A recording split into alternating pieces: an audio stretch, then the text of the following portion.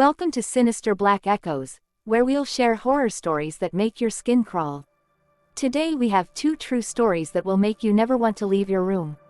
The first story is about three girls during a normal drive until the car breaks down in the dark woods.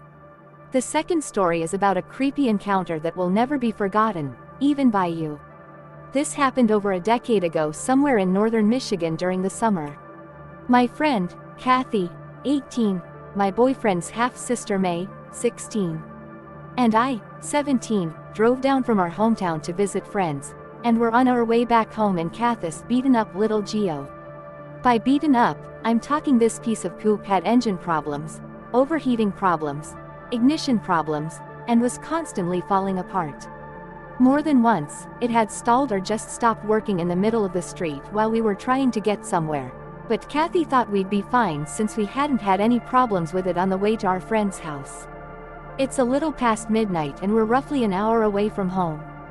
There's nobody on the road, dense woods on every side, no streetlights, no moon. I can barely see past the windshield because I have a form of albinism, which leaves me legally blind in my left eye and with really awful vision in my right eye. My depth perception is terrible, and I can't see more than a few feet ahead of me at most. But usually I can make out lights and other cars when they pass and sometimes street signs and people when they are close enough. We drove down this narrow, hilly road, and on the descent down a hill, the Geo makes a strange sound. Kathy starts braking, and when we get to the bottom of the hill, the car quits working. Kathy swears and turns on the hazard lights. She and I get out of the vehicle, and I help pop the hood, which causes a bunch of smoke to fly out. After the smoke mostly clears, Kathy tries to figure out what went wrong this time. We stand in the dark for at least 45 minutes, maybe longer, before we realize she couldn't fix the car and needed a tow truck. These were the days of MapQuest printouts and brick phones, so we couldn't whip out our smartphone and look up the closest tow truck. I decided to call my boyfriend, Caleb, to come pick us up, and suggest we come with a tow to pick up the Geo when it was daylight. May and Kathy agree, so I take out my old Nokia, and called my boyfriend. It's then I realize, no service. I ask May and Kathy if either of them has service. They both check and shake their heads. May gets a bit panicky, and we all hold our phones up, trying to get a signal to no avail. It's hot as F, and after failing to get any kind of service, we are all feeling a bit spooked and uncomfortable. May begs us to do something because she is more afraid than Kathy and me. Kathy attempts to calm May down, and I wonder if the thick woods and hills are blocking out our reception. I tell May and Kathy to wait by the car and walk away from them up the hill we had just come down, holding my phone out. Still no signal. I walk further and further away until I reach the top of the hill. I can't see the outline of the Geo anymore, but I can still hear May at a distance. Even at the top of the hill, I don't get a signal. I know it's got to be the trees in the way, so I get the idea of climbing up a tree and calling from there, just to see if it works. In hindsight, this was not my brightest idea, but me being an idiot, I saunter off into the woods in search of a climbable tree. At this point, I just want to go home, and this is the only thing on my mind. I find a nice tree with low branches and lift my body upwards towards the trunk. I climb the branches higher and higher, and about midway up the tree, I feel my pack of cigarettes fall out of my shorts pocket. I'm kind of annoyed but figure I can just look for them when I climb back down. I take my phone out and hold it up once I get near the top. I have service. Relieved, I call Caleb, but he doesn't pick up, so I call again until he does. He answers in a sleepy, but angry voice, but I'm having none of that and simply explain our situation. He asks where we are, and I give the name of the road and my best guess as to how far along we are on it. He says he will be on his way and tells me to go back and wait with May and Kathy, then yells at me for being stupid and climbing a tree in the dark with my bad depth perception. I assure him that I'm fine. He's skeptical but says okay, and we hang up. I start climbing down the tree, but my hand touches a big glob of sap, so I stop and try to wipe the sticky goop off on my shirt. I'm already sweaty and gross, so I'm not too happy about the sap. While I'm failing at getting this crud off my hands, I hear the strangest sound from somewhere below me. Swish, swish, swish. I completely freeze, not being able to place what the hell that sound is, but it's moving pretty fast. I stare down into the darkness below me but can't see anything. Just hear this noise continuing. It comes closer and closer, and then I hear it right below my tree. Swish. And then it stops. Right under my tree. I hold onto the branches as tight as I can and wait. I hear leaves shuffling and twigs snapping, and after a while that stops, and the weird noise starts again, but it's heading away from me deeper into the woods. I wait until I can no longer hear the sound, then finish climbing down and jump out of the tree. It's completely silent now besides the sounds of the woods, so I grope around on the ground for my cigarettes. I don't find them, so I make my way out of the woods and back towards the road. I jog down the hill, and when I reach the bottom, I notice May and Kathy are not standing outside the car anymore and the hazard lights are off. I walk over to the car and May rolls down the window a little bit, and whispers in a panicked voice, "Elizabeth, where the heck were you?" I point back over my shoulder towards the hill and started to explain that I called her brother, but Kathy yelled, "What are you doing? Get the F back in the car." I give them a weird look, but May unlocks and opens the door and I crawl into the back seat with her. Slamming it behind me, Kathy slams the locks and double checks them while May rolls up the window and makes sure the rest are rolled up. One of the windows has never closed all the way, but there's less than a finger space, so it's not too big a deal, but May is freaking out about it and Kathy has lost her cool as well. I am still confused and ask what the heck is going on.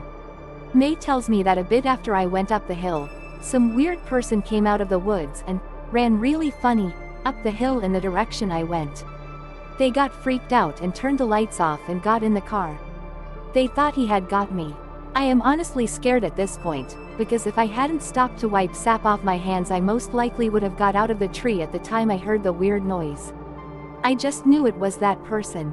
I tell them my story, and everybody in the car is scared out of their mind but are relieved that Caleb is on his way. We only have to play the waiting game now. We sit on the road for what seems like forever.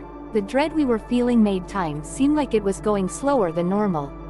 Kathy and May are looking out the windows, surveying the area, and I'm just sitting there hoping Caleb will hurry the fuck up and come rescue us. Suddenly, I hear May whine, "Oh my God," and she starts crying. Kathy snaps her head to where May is looking and stifles a gasp. I look where they are facing. I see nothing but the dark. But then I hear it through the small opening in the window. Swish, swish, swish. May ducks down, as though doing that will make her invisible, and Kathy hides her head behind the steering wheel. I follow their lead and sort of hunch down in my seat, but the noise comes straight up to the window. I can almost make out the silhouette of a tall, skinny man. And then he presses his face against May's window, and I finally see him. Nobody screams. You'd think we would, but it didn't happen. We all just stared at each other. He looks in at us for a while until Kathy switches her lights on, hoping it would scare him off, but it did nothing. The dude just walked to the front of the car and stood in front of the headlights. Maybe he thought he could block us from leaving? I don't know. I couldn't make out his features very well, but the guy had to have been somewhere a bit over 6 feet and no older than 30. He had the face of your average Joe. Nothing special. Nothing really sinister or particularly creepy that you'd notice about him if you ran into this dude in broad daylight. Dark shaved hair, pale skin, long face. May said he had light-colored eyes and stubble with eyebrows that made him look like he was always concerned, but there was no way I could make that out. So I had to take her word for it. What was really weird was it was like 80 degrees, and this dude was wearing corduroys, which is what the sound was. Corduroys make that swish noise when you walk, and an oversized sweater with abnormally long sleeves. The sleeves went over his hands and flopped back and forth as he paced around in front of the Geo. I'm not sure how long he was in front of the car, but it was a while. Then good old Corduroy starts doing something really bizarre. He bends his arms up towards his face, which I can only describe as looking like a praying mantis, because of the way his sleeves were hanging, and then he begins walking circles around the car, rhythmically taking 2 steps forward, 1 step back like freaking Willy Wonka, but on speed or something. This is where I noticed the swish sound matched up exactly to the same sound I heard when I was back in the tree. He was doing the 2 steps forward, one step back in the freaking woods when he was going after me, as though this wasn't weird enough. By now, May was sobbing, and Kathy seemed like she had to vomit, so I felt like I had to be the brave one. I looked at the slight space in the open window, and when he orbited his way over there, I said, "Hey, man, can you just stop? You're really freaking us out." Corduroy definitely heard me, so he swished to a halt and looked back into the car through the windshield, straight at me. I asked him very firmly to leave, and he took an extended pause, smiled, then Willy Wonka'd his way out of my line of vision into the darkness. After a while, Kathy said he disappeared into the woods, and May was like, "I can't believe that worked." We awkwardly laughed about what a weirdo he was and glad he left and whatever, and we went back to waiting for Caleb, somewhat reassured, but still paranoid. But after some time, Kathy said, "Oh, no, he's back." I couldn't see, but apparently he was doing the 2 steps forward, 1 step back parallel to us on the side of the road. And this time he had a big tree branch he was holding with his sweater-covered hands. May got scared again, and I held her hand so she'd feel better about it, even though I was ready to poop myself. It was awful, because I didn't know if he was coming towards us or if he was moving away or what the hell he was up to. It was kind of like when you knew there was going to be a jump scare in a horror movie. Then I hear Corduroy swish back towards the geo, and on my window, he smacks it with the tree branch. May and I panic, and I scoot as close to her as possible. They see the dude back up into the woods, then come running back and slamming the branch back into my window, like he's jousting with no horse. Thankfully, the window didn't break, but it got terrifying hearing swish. Swish, swish, clonk. After a while, and he did this repetitively, Kathy perks up in her seat and starts pointing at the road ahead. I see headlights. She blares the horn and flashes the lights. Lo and behold, it's our savior, Caleb. He brought his older brother, Alex, and they both get out of his car and head over to us. May's sobs turn into joyous laughter as her brothers as they approach. Now Caleb and Alex have always been tall guys. Walking around with them was like walking around with high elves. It felt very safe. Caleb was 6 feet 8 inches and Alex is around 6 feet 5 inches. So I thought 2 dudes taller than the Corduroy jouster would make him leave. But nope. Caleb walks towards Corduroy, trying to assess the situation, and Alex comes over to the car and taps on the window, tells Kathy to get out. She does, and he walks her over to his car, then he comes back and puts the car in neutral so he can push it off to the side of the road. May and I slowly get out, and May makes a bolt for her brother's car. I help Alex push the car to the side while Caleb distracts the Corduroy jouster by holding the end of his stick and telling him to F the F off. Corduroy yanks the branch away from Caleb and starts backing up by going 2 steps backward, 1 step forward, and disappears into the darkness down the street. I can't see him, but Caleb can. The dude backs up pretty far and then comes launching at Caleb, who sprints the other way down the road, cause that stick could have really hurt him. He bumps past Alex, who had already got out of the Geo and was opening his car door, leaving me behind the Geo alone. Corduroy apparently changed directions and aimed the stick at me, but I really couldn't tell. I just hear everybody shout, "Elizabeth." This startles me, and I jump to the side of the Geo, hearing Corduroy smash his stick into the back window with a loud thud and a swish. I take the long way around the car and sprint off into the road and feel Caleb grab my arm and tug me over Alex's car. I feel like the wind has been knocked out of me and my legs don't seem to work, but Caleb manages to shove me in the back seat and scrambles into the passenger side. By now we are all safely in the car and Corduroy is standing like a mantis in front of the headlights again. He'd abandoned his stick and just stood there with no intention to move. Alex puts the car into reverse and slams on the gas, making me knock my head against the door. Then makes the sloppiest U-turn ever and nearly drives us into the woods, but gets us back onto the road. Everybody was in 100% what the heck mode as Alex tore away, far over whatever the speed limit was. May and Kathy swear they saw Corduroy chasing behind us after Alex made the U-turn, but there was no way he was catching up. The next day, I went back there with Caleb, Kathy, and the dude from the tow truck place. There was no sign of Corduroy anymore, but when we approached the Geo, We saw that in the space where the window didn't close all the way were my cigarettes. The box was missing, but they were all neatly jammed in a row along the window space. I have no doubt it was the work of the corduroy jouster. To this day I wonder if he knew I was up the tree and took my cigarettes, or if he thought I dropped them and went further into the woods to look for me. Or if he just found them later and decided to stick them through the window, because he was freaking weird. I also still wonder what the heck his intentions were. I still have so many unanswered questions. Notes. Kathy got a new car that summer after she told her dad what happened. May wanted to go to the police, but we didn't know what the heck we'd even tell them.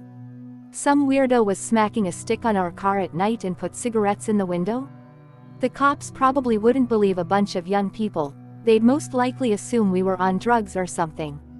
I was recently talking to Alex and May about this incident, and Alex urged me to write this out. May told me to shut up because she hates talking about this.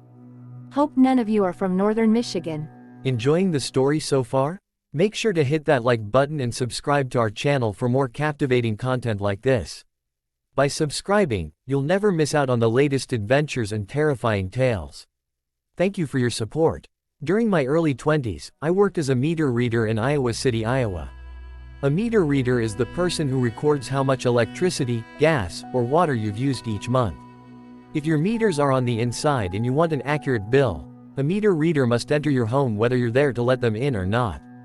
Edit, just to clarify, we only entered homes if consent was given when the customer first signed up for service. Customers also provided us with keys, if necessary. Entering a home when the owner isn't present is something that I never got used to. No matter how loudly I knocked, I never shook the uneasy feeling that I wasn't welcome.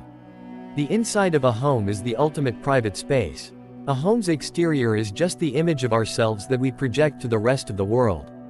But the further you venture inside, the closer you come to truly seeing what kind of person lives there. And if you want the raw, unfiltered truth, head for the basement. I hate basements. I've seen walls that look like giant, static-filled TV screens, until I realized it was roaches scurrying across a white background. Cobwebs so thick and dusty that it looked like the cotton candy machine exploded at the Spider County Fair. I've seen rats, snakes, feces, weapons, neglected children, abused pets, homeless squatters. Massive hoards, bizarre sexual items, a makeshift meth lab, and even a coffin. There are rational explanations for all of these things. Well, maybe not the coffin, but there was one basement where what I found was beyond the grasp of logic, and that's what made it so terrifying. It was an old apartment house. From the outside, it looked like every other house on the block. I entered the back door and found myself at the top of a staircase. I ran my hand along the wall until it grazed a light switch. I flipped the switch, but no lights turned on. I wasn't carrying a flashlight. A typical route involved 5 or 6 hours of walking, so I carried as little as possible. Oftentimes I used the light from my handheld screen, but it only illuminated whatever was about a foot in front of it. So armed with the world's worst lantern, I made my way down into the darkness. Once at the bottom, I blindly shuffled across the room, one baby step at a time. With arms outstretched and head down, I eventually reached the far side of the basement. I shined the dim light from my handheld along the wall and discovered 2 doors. Each door led into its own small room. I chose the door on the right and found the meters in the far corner. As I entered the reeds, I began hearing noises coming from the other room. Something was moving, and there was whimpering that grew louder the longer I listened. I eventually realized it was a dog. It sounded weak and distressed. I tried to open the door, but it was locked. At this point, the dog was scratching the other side of the door. I felt helpless. I reported it when I got back to the office, but I couldn't shake the thought of that dog. It stuck with me over the next month, until it was time to return. So, there I was, 1 month later, back within that basement. At least this time I knew where the meters were located. I shuffled back to the little room on the right, while keeping my ears open for any sounds coming from the other room. This time I heard nothing. I read the meters and started making my way back, but I couldn't shake the memory of that dog. Was it still trapped inside that room? My curiosity got the best of me. I stood outside the door for a few moments, listening. Still nothing. That's when I made a huge mistake. I tried to open the door. I had no more than jiggled the doorknob when I first heard it. Screams. Blood-curdling screams, unlike anything I'd ever heard. Sounds that I didn't think a human was capable of producing. Short, piercing, high-pitched shrieks followed abruptly by a low, drawn-out, guttural moan that ultimately morphed into something that I can only describe as crying, but much louder. It was all over the place, like some sort of psychotic free-form jazz. I stumbled backwards, nearly losing my balance. I shouted something like, "Hello? Who's in there?" There was no response, just screams. "Are you okay? Do you need help?" Still no response, just screams. There was no doubt that I yelled loud enough for him to hear me. He didn't want my help. He wanted me gone. I fumbled my way through the darkened room, toward the exit. When I reached the top of the stairs, I just stood there, listening. I was trying to wrap my mind around what I was hearing. I waited for the screaming to stop, but it never did. When I finally left, it was still as loud and demented as when it began. I felt relieved, but that quickly vanished when I realized I had to do it all over again next month. I reported what I'd heard, but nothing came of it. As my return drew nearer, a sense of dread grew inside of me. What kind of lunatic sits alone in total darkness and silence? My mind created endless explanations for what kind of horror lay beyond that door. By the time I returned, I'd built him up in my mind so much that anyone other than the evil himself would have been a letdown. But there was no sign of him the next month, or even the next several months. I'd nearly given up on solving the mystery, when a stroke of luck pulled me back in. One night, I went to a concert with my friend Laura. After the show, I gave her a ride home. She'd moved somewhat recently, so she had to give me directions. I didn't pay much attention to where she was leading me, until she pointed to a house away up the street. I couldn't believe it. She had moved into the house with the mysterious room in the basement. This sounds weird, but have you noticed anything odd about the basement at this? I began to ask. But before I could finish my sentence, she blurted out, "A crazy guy lives down there."